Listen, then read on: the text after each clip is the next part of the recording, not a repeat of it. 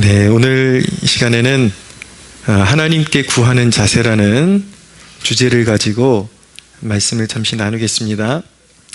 자, 우리가 성경을 읽을 때에 문맥 하나하나가 따로 노는 것이 아니라 사실은 앞뒤로 어떤 논리성을 가지고 이어지고 있다는 것을 이해하는 것이 필요합니다. 그래서 오늘 5절 말씀부터 우리가 읽었는데 이것이 1절에서 4절까지의 본문과 연결되는 본문이라는 것을 이해하는 것이 중요하죠. 이제 시련을 만날 때에 기쁘게 여기라 라고 말씀했는데, 그러면 성도가 그 고난의 그 한복판을 통과할 때 하나님 앞에 구해야 되는 가장 1순위가 무엇이냐를 오늘 말씀하고 있는 것입니다. 여러분들이 신앙의 여정 가운데 험한 고난을 만났어요. 그러면 하나님 앞에 무엇을 구하는 것이 1순위라고 생각을 하십니까? 여러 가지가 있을 수 있겠죠. 아마 대부분의 사람들은 현실적으로 당장 필요한 어떤 것을 떠올리면서 그것을 해결해 달라고 구할지 모르겠습니다. 그러나 하나님이 어떤 특정한 목적을 가지고 우리의 삶 가운데 시련을 주실 때에 그 시련이 만약에 1년짜리 시련이라 그러면 1년을 다 겪어야 하는 것입니다. 그래야 하나님의 목적이 이루어지기 때문인 것이죠. 그러면 하나님께서 그런 연단 가운데 우리가 구하기를 원하시는 것이 무엇인가? 그것을 오늘 5절이 대답을 주고 있는데, 바로 너희 중에 누구든지 지혜가 부족하거든 모든 사람에게 후히 주시고 꾸짖지 아니하시는 하나님께 구하라. 그리하면 주시리라. 지혜를 구하라 라고 말씀하고 있는 것입니다. 근데 여기서 지혜가 어떤 의미를 가지고 있느냐를 우리가 좀 짚고 넘어가야 되겠죠. 성경이 말씀하는 지혜는 하나님의 말씀과 밀접한 관계가 있습니다. 하나님의 뜻을 모든 상황 가운데, 그 상황 가운데 하나님의 뜻을 알고 순종함이 바로 성경이 말씀하는 지혜인 것입니다. 잠언에 보면 지혜를 인격적으로 말씀하고 있는데, 잠언 8장 1절에서 11절 제가 읽어드릴 테니까 귀를 쫑긋 세우고 들어보십시오. 지혜가 부르지 아니하느냐? 명철이 소리를 높이지 아니하느냐? 그가 길가의 높은 곳과 내 거리에 서며 성문 곁과 문 어기와 여러 출입하는 문에서 불러 이르되, 사람들아 내가 너희를 부르며 내가 인자들에게 소리를 높이노라. 어리석은 자들아 너희는 명철할지니라. 미련한 자들아 너희는 마음이 밝을지니라. 너희는 들을지어다. 내가 가장 선한 것을 말하리라.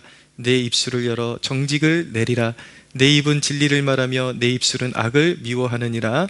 내 입의 말은 다 의로운즉 그 가운데 굽은 것과 패역한 것이 없나니, 이는 다 총명 있는 자가 밝히 하는 바요 지식 얻는 자가 정직하게 여기는 바라. 너희가 은을 받지 말고 나의 훈계를 받으며 정금보다 지식을 얻으라. 대저 지혜는 진주보다 나음으로 원하는 모든 것을 이에 비교할 수 없음이니라 라고 말씀하고 있습니다. 잠언에 보면 지혜가 마치 어떤 인격을 가지고 말씀하는 것처럼 그렇게 표현을 하는데, 잠언이 말씀하는 지혜가 바로 예수 그리스도를 보여주고 있는 것입니다. 하나님의 지혜, 완전한 지혜. 그래서 그 말은 무엇이냐면 그리스도의 인도를 받는 것이 바로 지혜다라는 것을 알게 되는 것이고요. 하나님의 말씀에, 주님의 말씀에, 주님의 입술에서 나오는 그 말씀에 순종하고 따라가는 것이 지혜다라는 것을 말씀하는 것이죠. 그래서 우리에게 필요한 것은 모든 상황 가운데 하나님의 뜻, 그리스도의 뜻을 헤아리는 것이 우리에게 참 중요합니다. 그것이 지혜라는 것을 우리가 알아야 하는 것이죠. 누가복음 5장에 보면 지혜가 무엇인지를 알 수 있는 단면적인 그러한 예가 나옵니다. 베드로가 밤새도록 물고기를 잡았지만 한 마리도 잡을 수가 없었습니다. 그렇게 낙심해 있는 베드로에게 예수님께서 오셔서 깊은 곳으로 가서 그물 던져라 라고 말씀하셨어요. 그랬더니 베드로는 어부인데 납득이 되지를 않죠. 그건 어부의 상식에 맞지 않는 걸 시키시니까 좀 어리둥절했지만 베드로는 순종했습니다. 우리가 밤새도록 잡은 것이 없지만은 주님의 말씀 의지하여 우리가 깊은 곳에 그물을 던지겠습니다. 그리고 주님의 말씀에 순종해서 그물을 던졌더니 어떻게 되었습니까?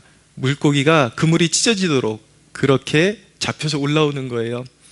자, 이 대목을 대할 때 유념해야 되는 것은 무엇이냐면 깊은 곳이라는 그 방법론이 지혜가 아니라 주님의 입술에서 나오는 그 말씀이 지혜라는 것입니다. 그 말씀에 그것은 상황에 따라 다를 수가 있어요. 주님이 우리의 삶 가운데 인도하시는데 깊은 곳에 그물을 던지라고 말씀하실 수도 있고 때로는 오른쪽에 그물 던져라 라고 말씀하실 수도 있겠죠. 그건 상황마다 다를 수 있는 거예요. 그렇지만 분명히 무엇이냐면 오른쪽이냐 왼쪽이냐 그 방법론이 문제가 아니라 주님이 주시는 그 감동을 따라서 말씀에 순종하는 것, 주님의 말씀의 원리대로 살아가는 것이 바로 지혜다라는 것을 우리에게 보여주고 있는 것입니다. 고난 가운데 그렇기 때문에 고난의 현장 가운데 수많은 상황들을 우리가 바라보면서 어떤 것을 결정하고 해치고 나아가야 되는데 주님의 말씀이 우리 가까이 하시면서 우리에게 지혜를 주신다라는 거예요. 그러니까 진짜 현명한 사람들은 당연히 고난의 한복판에서 다른 어떤 것을 구해야 되는 것이 아니라 지혜를 구해야 하는 것입니다. 하나님께서 그 방법을 가르쳐 주고 계신 거예요. 그 해답을 고난 가운데 지혜를 구하라. 근데 어떻게 그 지혜를 구할 것이냐, 그것이 이제 관건이겠죠. 첫째로 주님이 우리에게 응답을 주기를 기뻐하시는 하나님의 성품을 의지해서 구하라고 말씀하고 있습니다. 자, 오늘 5절 다시 한번 읽어볼까요? 같이 한번 읽어보겠습니다. 시작. 너희 중에 누구든지 지혜가 부족하거든 모든 사람에게 후히 주시고 꾸짖지 아니하시는 하나님께 구하라. 그리하면 주시리라. 여기서 유념해서 여러분들이 보셔야 될 그 단어가 무엇이냐면 모든 사람이라는 단어입니다. 모든 사람에게 후히 주신다. 자, 누구의 기도는 연락되고 누구의 기도는 연락되지 않을까요? 이 목사의 기도는 연락되고 여러분들의 기도는 뭔가 좀 부족할까요? 어떤 면에 있어서는 제가 여러분들보다 기도에 있어서 깊이로 들어가는 데 있어서는 유리할 수 있어요. 왜냐하면 저는 밥 먹듯이 그렇게 기도를 하니까. 그러나 응답되는 데 있어서 이 목사의 기도나 여러분들의 기도나 하나님 앞에 차등이 없다라는 것입니다. 여러분들이 진실한 마음 가지고 하나님 앞에 하나님, 내 삶이 곤고한데 지금 정말 지혜가 필요합니다. 무엇보다도 이 위기를 건널 수 있는 지혜가 저에게 필요합니다 라고 말씀하실 때에 하나님께서는 그 기도를 외면하지 아니하시고 누구든지 예수 그리스도의 그 이름을 의지해서 기도하는 아버지의 보좌 앞으로 나와서 구하는 자에게 하나님은 후히 주시기를 기뻐하신다. 아무도 내쫓지 아니하신다. 할렐루야. 그 믿음을 가지고 그 아버지의 성품, 하나님의 성품, 주시기를 기뻐하시는 하나님의 성품을 의지해서 지혜를 구하라 라고 말씀하고 있는 것입니다. 두 번째 6절을 보십시오. 오직 믿음으로 구하라 라고 말씀하고 있습니다. 오직 믿음으로. 자, 믿음은 무엇입니까? 보이지 않는 것을 마치 보이는 것처럼 확신하면서 구하는 태도를 말하는 것입니다. 우리가 하나님께 구할 때에 어떻게 구해야 되는가? 보이지 않으니까 그냥 미미적거리면서 그렇게 구하는 것이 아니라 아버지께서 나에게 그렇게 응답해 주기를 원하신다고 하셨으니까, 약속하셨으니까 마치 이미 응답이 내게 주어져 있는 것처럼 그렇게 믿음의 눈으로 보면서 기도하라라는 것입니다. 누구나 다 이렇게 경험해 보는 것이지만은 자녀들을 길러보면 자녀들이 저희 그렇습니다. 아들 녀석이 생일 때마다 지 생일을 그렇게 지극히 챙겨요. 그래서 사달라고 그러는데 사주겠다고 제가 약속을 하죠. 간절한 소원이 보이니까. 근데 때로는 이제 아이가 좀 이렇게 버릇없게 이렇게 행동할 때가 있어요. 밖에서. 그러면은 선물을 줘야 되는데 애가 그냥 달라는 대로 다 주는 게 능사가 아니다 싶어서 너의 이런 태도가 고쳐지는 것을 아빠가 눈으로 확인하면 줄 거야 라고 그렇게 이제 단서를 걸죠. 그러나 그것이 안 준다라는 것이 아니에요. 아빠의 마음은 아이가 구하는 것이 아이에게 이로울까 해로울까 먼저 생각하게 되고, 만약에 해로운 것을 설령 구한다 할지라도 어떻게 하면 아이에게 더 좋은 것으로 줄 수 있을까, 아이의 마음을 만족시킬 수 있는 그 무언가를 줄 수 있을까를 생각하는 거예요, 아빠는. 그리고 어느 시점에 주는 것이 더 아이에게 기쁨이 되고 더 보람이 있을까, 아빠는 그것을 생각하는 것이죠. 그래서 분명한 것은 무엇이냐면 부모는 자녀를 양육함에 있어서 자녀가 필요한 것들, 진정으로 필요한 것들은 그 때를 놓치지 않고 반드시 그 때에 합당하게 필요한 것을 채워준다라는 것입니다. 사람의 아비가 그러할진데 하물며 하나님은 우리 아버지이시죠. 하나님, 전능하신 하나님 아버지께서 우리에게 주시기로 약속하신 것, 그리고 우리에게 필요한 것들을 우리가 구할 때에 하나님께서 그것을 외면하실 리가 없는 거죠. 하나님은 반드시 우리가 믿음 안에서 구하는 것들을 허락하십니다. 믿음이라는 것은 하나님에 대한 인정이요 신뢰이기 때문에 하나님은 우리의 기도를 들으실 때 하나님의 명예가 걸린 일이에요. 그렇기 때문에 하나님은 우리가 구할 때에 정말 우리에게 가장 이로운 것이 무엇이냐를 하나님께서는 고려하시고 가장 필요한 때에 반드시 우리가 구한 것들을 더 좋은 모습으로 하나님께서는 우리에게 귀하게 값지게 응답으로 주신다라는 것을 믿어야 하는 것입니다. 할렐루야. 예, 그러므로 오직 믿음으로 구하십시오. 자, 그런데 조심해야 될 것이 무엇이냐면 세 번째로 6절을 보십시오. 오직 믿음으로 구하고 그 다음에 조금도 의심하지 말라라고 말씀하고 있습니다. 좀 더 읽어보면 의심하는 자는 마치 바람에 밀려 요동하는 바다 물결 같으니 이런 사람은 무엇이든지 주께 얻기를 생각하지 말라. 두 마음을 품어 모든 일에 정함이 없는 자로다. 예, 의심하는 사람, 두 마음을 품은 사람은 응답을 받기를 바라지를 말래요. 응답받을 수 없다라는 것입니다. 근데 저는 그동안 제가 경험해왔던 하나님을 묵상할 때 이 말씀하고 뭔가가 좀 언밸런스한 게 느껴졌어요. 왜냐하면 저는 솔직히 말해서 기도하고 나서 의심할 때가 덜어 있었거든요. 의심을 했는데도 불구하고 하나님께서 가장 선한 것으로 주실 때가 너무 많았습니다. 그럼 이게 말씀이 이게 잘못된 것일까? 그게 아니라는 것입니다. 우리가 주의해서 봐야 될 말씀이 8절에 보면 두 마음이라는 표현을 쓰고 있는데 두 마음, 이것은 무엇이냐면 단순히 우리가 기도하고 나서도 약간 불안해하거나 어떤 초조해하는 마음이 있다라는 것을 짚는 것이 아니라 이런 사람을 말하는 것입니다.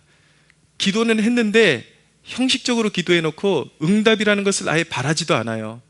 그러니까 이 사람은 어떤 종교의 행습으로서 기도는 하긴 했지만, 기도의 자리에 끼어서 기도는 하긴 했지만 아유, 그게 무슨 능력이 있겠어, 이런 태도를 가지고 실질적인 방법은 딴 주머니를 차는 거예요.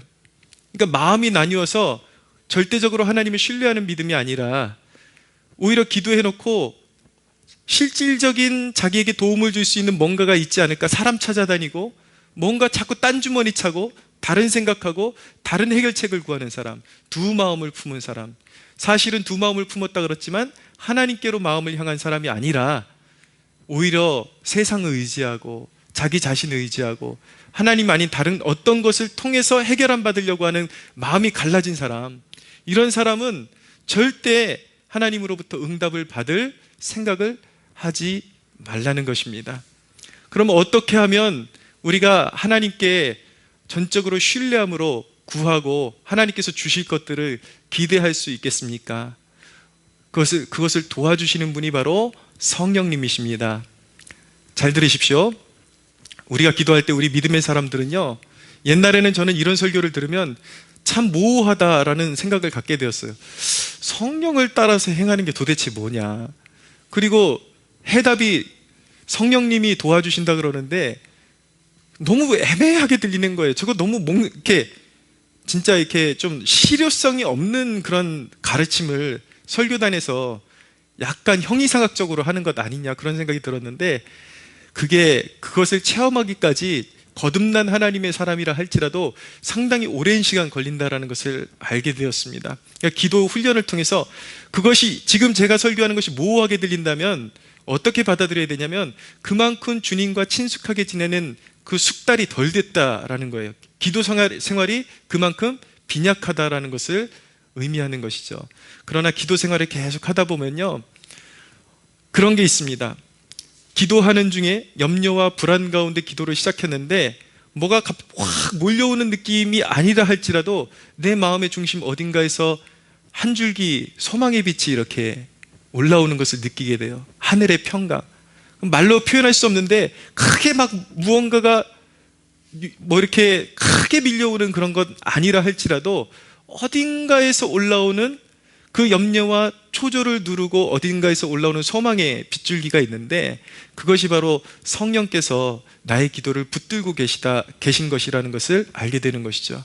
그러면 우리가 기도할 때에 성령께서 그런 하늘의 평강을 주실 때에 우리의 마음과 생각을 그 성령께서 주시는 평안에 고정시키고 나를 두렵게 하거나 염려하게 하거나 아니면 의심하게 만드는 나의 생각들을 멈추고 의지적으로 우리의 마음과 생각을 성령께서 주시는 평강 가운데 집중하면서 기도할 수 있어야 된다는 것입니다. 할렐루야.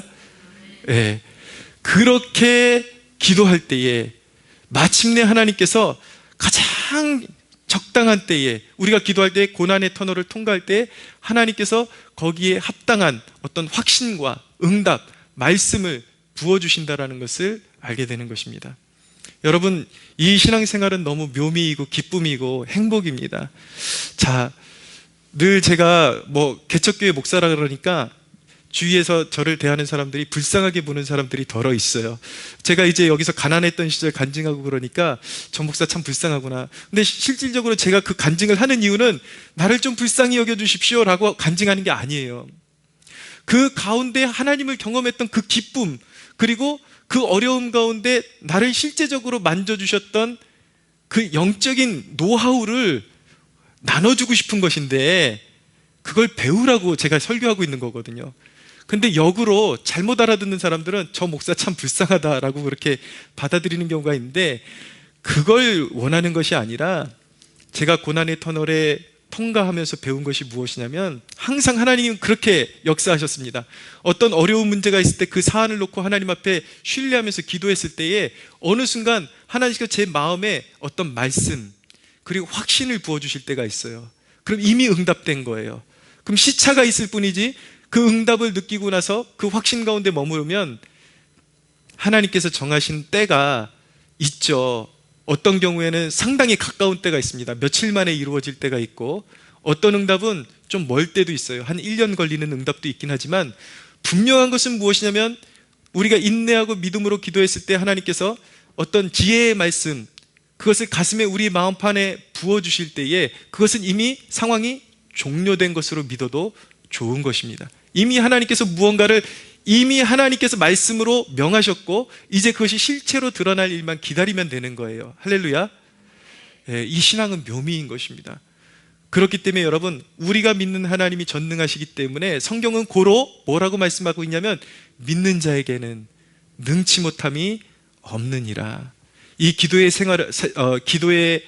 이 세계를 경험하게 되면 정말 믿는 자에게는 능치 못함이 없다라는 것을 경험하게 될 것입니다. 이 축복이 여러분들 모두의 것이 되기를 축복합니다.